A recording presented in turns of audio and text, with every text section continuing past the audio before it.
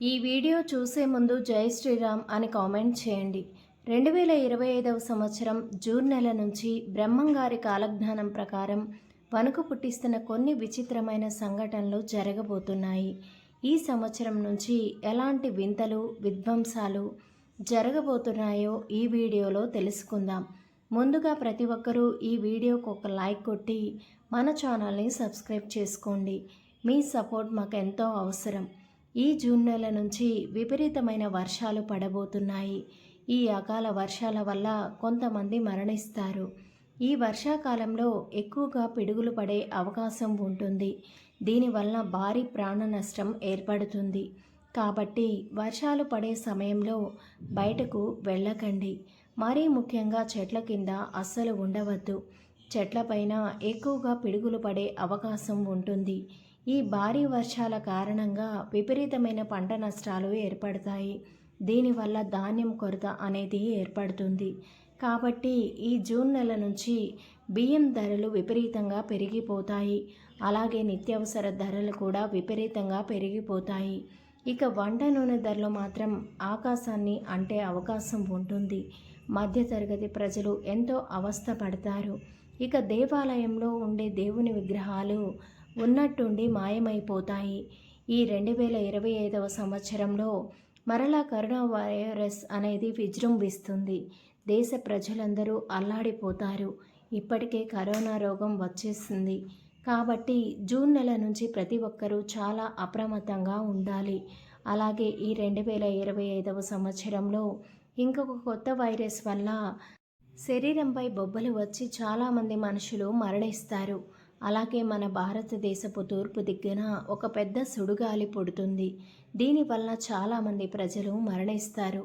ఇక రానున్న రోజుల్లో తులం బంగారం ₹1,00,000 దాటిపోతుంది. ఇక రాబోయే 5 సంవత్సరాలలో బంగారం కొనలేని పరిస్థితి ఏర్పడుతుంది. బంగారం కోసం ప్రజలు కొట్టుకుంటారు. పిసరంత బంగారం కూడా దొరకదు. కంచి కామాక్షమ్మ కంట్లో నుంచి రక్తం కారుగుతుంది. శ్రీశైలంలో ఉన్న మల్లన్న స్వామి కూడా తన భక్తులతో మాట్లాడతాడట.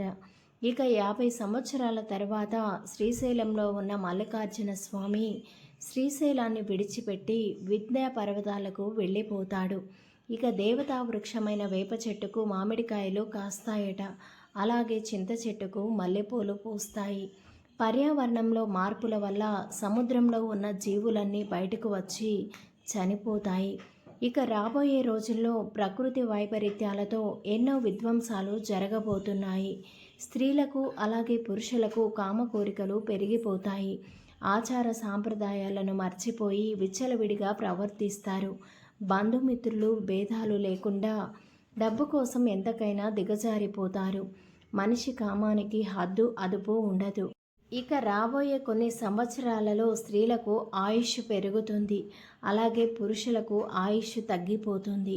ఒక మారుమూల గ్రామంలో అర్ధరాత్రి సమయంలో విచిత్రమైన శబ్దాలు వినిపిస్తాయి. ఆ శబ్దాలు విన్నవారు అక్కడికక్కడే మరణిస్తారు. ఇక్కడ రాబోయే రోజుల్లో ఒక పెద్ద తుఫాను ఏర్పడుతుంది. ఈ తుఫాను ప్రభావంతో టవర్లన్నీ కూలిపోతాయి. ఫోన్లు కూడా కొన్ని రోజులు పనిచేయవు. ఇక కృష్ణానదికి భారీ వరదలు వచ్చి దుర్గమ్మ ముక్కుపుటకను తాకుతుంది. ఇక రాబోయే రోజుల్లో తిరుపతికి వెళ్ళే రహదారులన్నీ కూడా మూసుకుపోతాయి. అలాగే వెంకటేశ్వర స్వామి సంపదను గుర్తు తెలియని 6 దొంగలు దోచుకుంటారు. దీనివల్ల వెంకటేశ్వర స్వామి కుడిభుజం కదులుతుందట. ఇక రాబోయే రోజుల్లో శత్రువులు పెరిగిపోయి ఒకరిపైన నిందలు వేసుకుంటారు. సులభంగా డబ్బును సంపాదించాలని దొంగ స్వాములు పెరిగిపోతారు. ప్రజలకు మాయమాటలు చెప్పి ధనాన్ని దోచుకుంటారు. రోజు రోజుకు ధర్మం నశించిపోయి అధర్మమే గెలుస్తుంది. ఈ సంవత్సరంలో వచ్చే ఆషాఢ మాసంలో ఆషాఢ అమావాస్య రోజున సముద్రం ఉన్నట్టుండి ముందుకు వస్తుందట. దీనివల్ల రాత్రికి రాత్రే సముద్ర తీరంలో ఉన్నటువంటి ప్రాంతాలన్నీ కూడా మునిగిపోతాయి. అలాగే ఒక అమావాస్య రోజు ఉదయగిరి కొండపైన శ్రీ మహావిష్ణువు ప్రత్యక్షమవుతాడు. ఈ ఉదయగిరి కొండపైన సంజీవని దొరుకుతుంది. ఆహారంలో కల్తీ పెరిగిపోయి ఎక్కువగా గుండె సమస్యలు ఏర్పడతాయి. ఇక చాలామంది మనుషులు 20 సంవత్సరాలకే గుండెపోటుతో మరణిస్తారు. ఇక అడవిలో ఉన్న జంతువులన్నీ కూడా పట్టణాలలోకి ప్రవేశిస్తాయి. ఇక రాజకీయాల్లో చూసుకుంటే ఊహించని మార్పులు జరుగుతాయి. అధికారం కోసం ఎంతకైనా తెగిస్తారు. రాబోయే 5 సంవత్సరాలలోపు ఆకాశంలో 2 బంగారపు హంసలు పుట్టి దేశమంతా తిరుగుతాయి. వాటిని పట్టుకోవడానికి ప్రయత్నించిన మనుషులందరూ కూడా ఉన్నట్టుండి మాయమైపోతారు. అలాగే ఈ 2025వ సంవత్సరంలో ఒక వింత నక్షత్రం ఆకాశంలో కనిపిస్తుంది. ఆ నక్షత్రాన్ని చూసిన ప్రజలకు దీర్ఘకాలిక అనారోగ్య సమస్యలు ఏర్పడతాయి. దైవంపై నమ్మకాన్ని కోల్పోయి ఎంతోమంది నాస్తికులుగా మారిపోతారట.